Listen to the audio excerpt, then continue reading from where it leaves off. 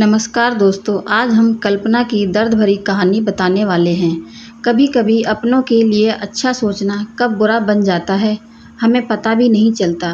कल्पना के साथ भी कुछ ऐसा ही हुआ। कल्पना एक मध्यम वर्गीय परिवार से थी, जिसने अपनी स्नातन की पढ़ाई पूरी कर ली थी और अब वो अपने घर पर ही छोटे बच्चों को ट्यूशन पढ़ाती थी। कल्पना का रंग गोरा था, वह दिखने में बिल्कुल गुड़िया की तरह थी। कल्पना के माता पिता उसकी शादी के लिए एक अच्छे लड़के की तलाश कर रहे थे। तभी कल्पना के मामा एक लड़के के बारे में बताते हैं। वो कहते हैं कि लड़के का नाम राहुल है, वह किसी कंपनी में मैनेजर के पद पर है और महीने के 70,000 कमाता है। कल्पना के माता पिता ने लड़के की फ़ोटो देखी तो उन्हें लड़का पसंद आ गया। जब कल्पना की माँ ने कल्पना को लड़के की तस्वीर दिखाई तो कल्पना ने कहा, जब आप दोनों को लड़का पसंद है तो मुझे भी पसंद है। अब लड़का और लड़की वालों के परिवार ने मिलकर शादी की तारीख तय कर दी। कल्पना के माता पिता बहुत खुश थे, क्योंकि उनकी बेटी की शादी एक अच्छे घर में हो रही थी। पूरे धूमधाम से कल्पना की शादी हो गई। अब कल्पना अपने बचपन के घर को छोड़कर एक नए घर में चली गई। कुछ दिन कल्पना को अपने माता पिता और अपने घर की बहुत याद आई। कल्पना की शादी के अब महीने बीत गए थे। अब उसके पति राहुल कल्पना के साथ पहले जैसा व्यवहार नहीं करता था।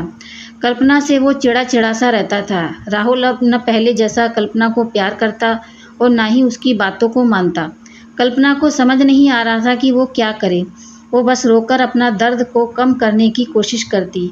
एक दिन कल्पना को पता चला कि राहुल सिगरेट पीने के बहाने छत पर जाता है और किसी लड़की से बातें करता है।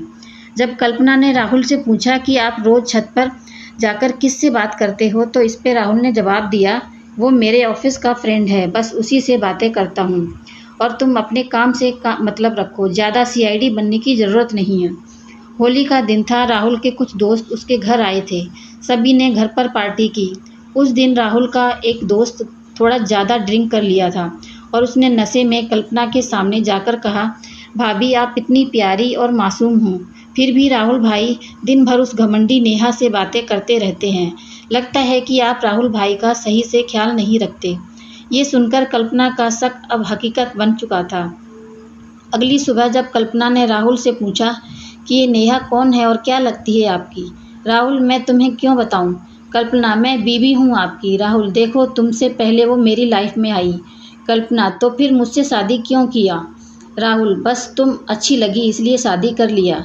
कल्पना, अब तुम देखना मैं उस कमीनी लड़की को कैसा सबक सिखाती हूँ।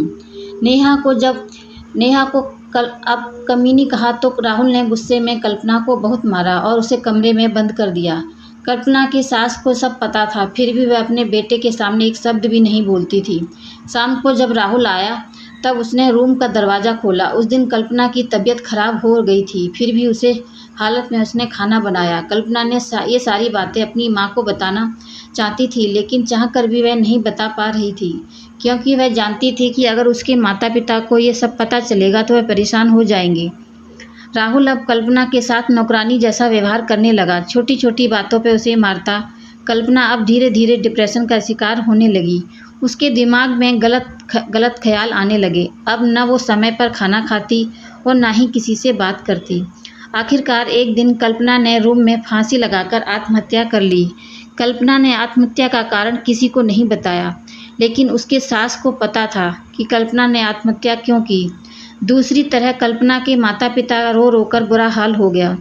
कल्पना की मां ने पुलिस को आत्महत्या के कारण का उसके ससुराल वालों को बताया। पुलिस राहुल और उसके माता पिता को ले गई, लेकिन पैसों के दम पर कुछ ही दिनों में राहुल और उसके माता पिता जेल से छूट गए। जीवन में अक्सर अच्छा दिखने वाला इंसान अच्छा नहीं होता, उसके अंदर कहीं ना कहीं बुराई छुपी होती है और वही बुराई किसी की ज़िंदगी को बर्बाद कर देती है। कुछ ऐसा ही कल्पना के साथ हुआ था।